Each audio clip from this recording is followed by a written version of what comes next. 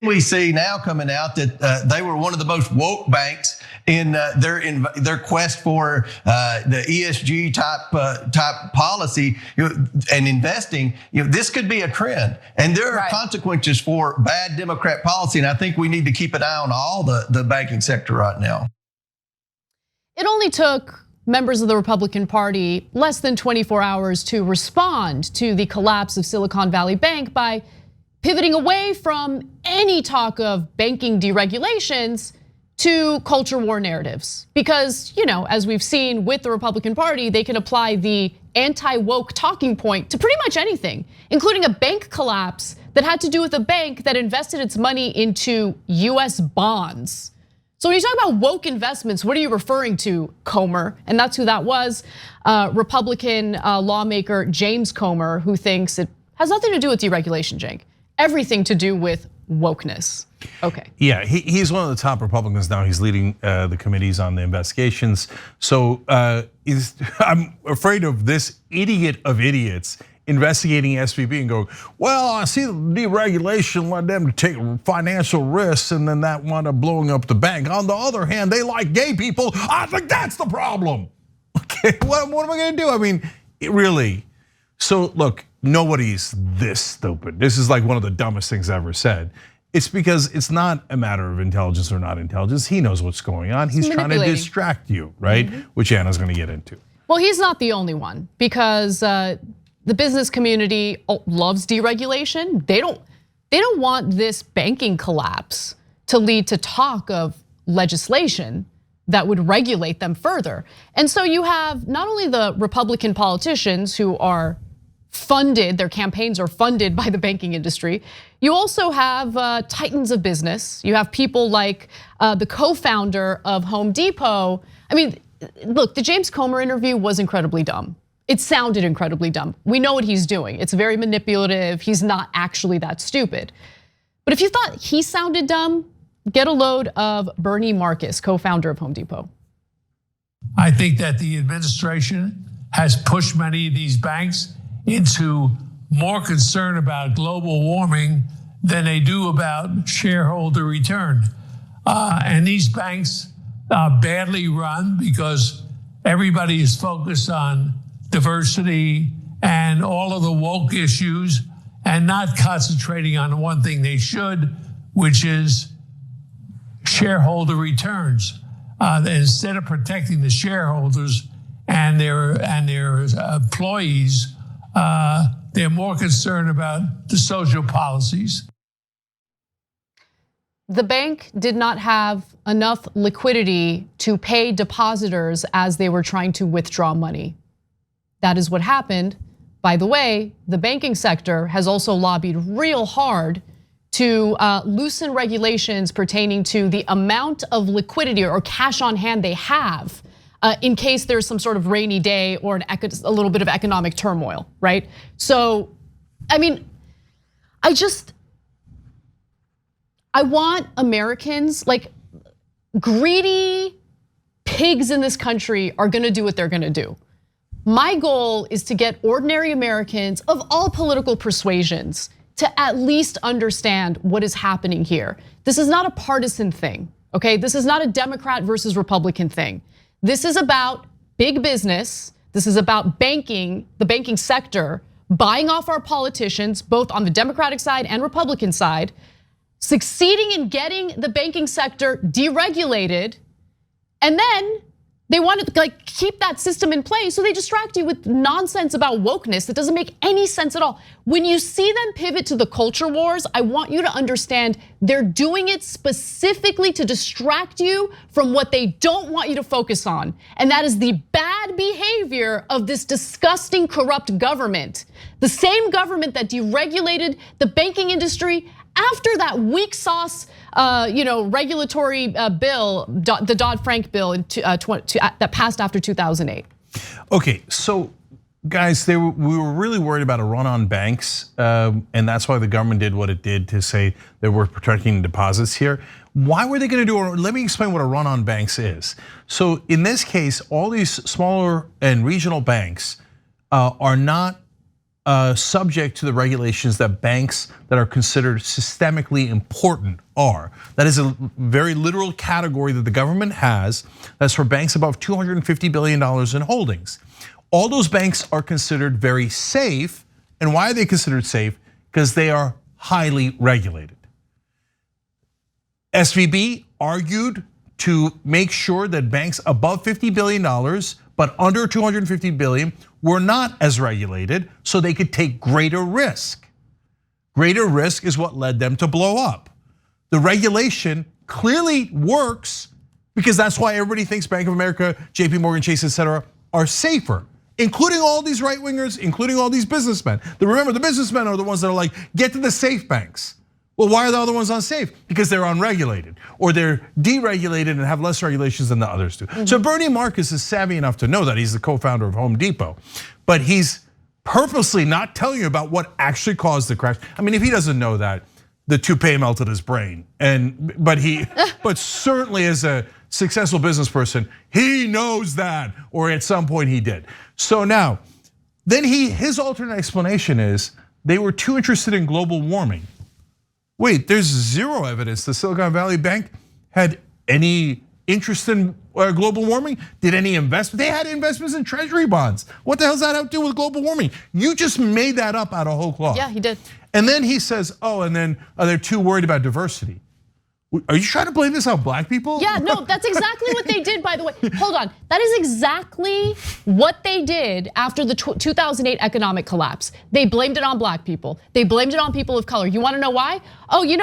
It's not the banks that defrauded Americans, okay? It's not about that, but the underwriters for mortgages were approving people for mortgages, claiming that a school teacher was making $12,000 a year.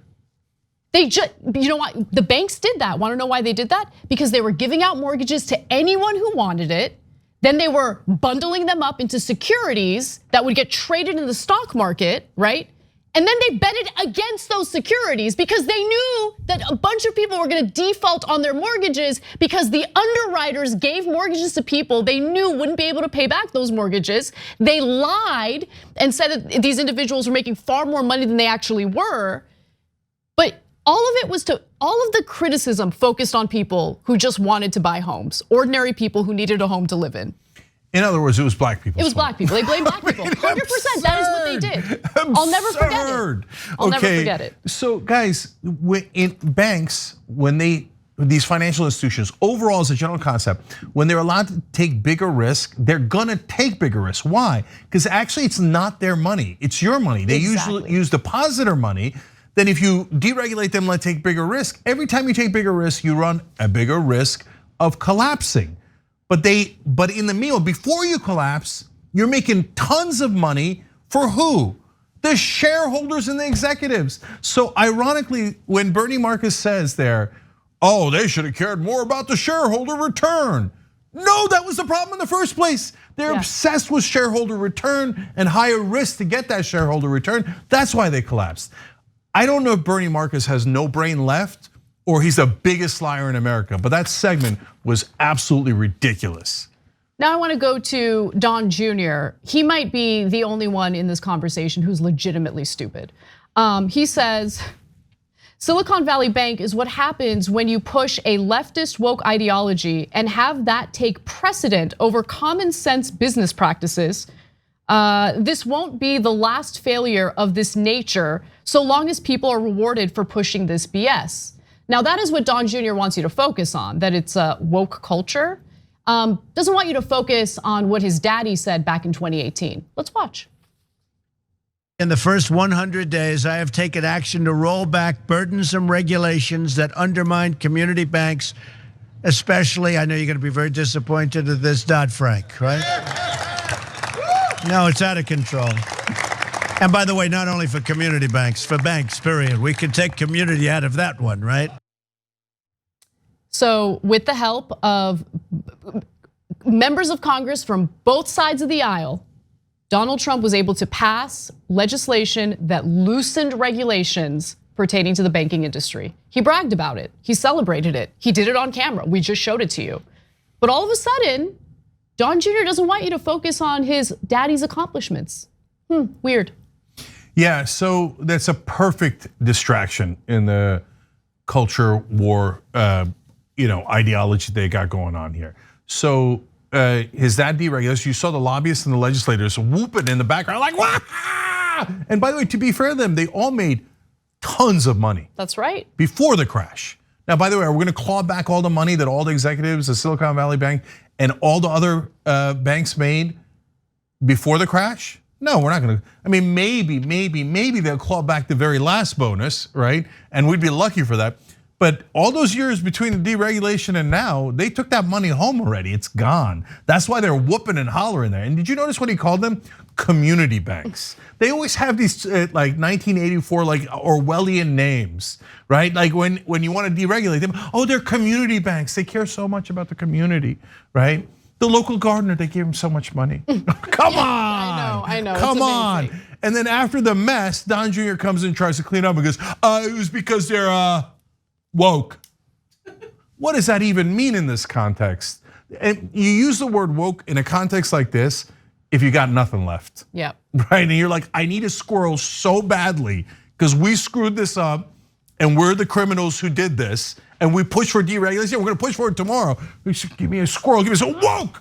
I know. Right. Okay, one more though, Cenk, one more. And this is an excerpt from Andy Kessler's op-ed in the Wall Street Journal, where he addresses the argument regarding deregulation. He's like, was there regulatory failure? Perhaps. Perhaps. Yeah, no, forget a load of this. Silicon Valley Bank was regulated like a bank, but looked more like a money market fund. Then there's this. In its proxy statement, SVB notes that besides 91% of their board being independent and 45% women, they also have 1 Black, 1 LGBTQ+, and 2 veterans. I'm not saying 12 white men would have avoided this mess, but the company may have been distracted by diversity demands. Oh, Jesus I mean, it is. Christ. Our media is corrupt, our politicians are corrupt, and we're all getting played by this nonsense woke debate, when in reality, we should be focusing on the individuals who are robbing us blind. He just said, I did the math on it, 11 of the board members out of 12 were white and 11 of them were straight. But he's like, not good enough. I know. If we had 12 white guys and they were all straight, this would have been fine. It was just that dastardly black guy and the LGBTQ person that screwed this up. Come on, you gotta be kidding. But guys, one last thing about this. When they throw out red meat like that, it does 2 things. One, it gets their base to go, oh yeah, I bet it was the gay guy on the board. Okay, but it also forces us to say that's absurd. Yeah. And now we're in the middle of a discussion about whether it was the black guy on the board or the black woman, I don't know who it was, right, on the board. That's an insane debate, and they've successfully distracted people from the actual robbery. This is exactly what the culture wars are built on. Yes. So make sure you focus. It's the economic issues. And it was the deregulation in this case that caused the collapse. And that's exactly what they're trying to hide from you. Thanks for watching The Young Turks, really appreciate it. Another way to show support is through YouTube memberships. You'll get to interact with us more. There's live chat emojis, badges. You've got emojis of me, Anna, John, JR. So those are super fun. But you also get playback of our exclusive member-only shows and specials right after they air. So all of that, all you gotta do is click that join button right underneath the video. Thank you.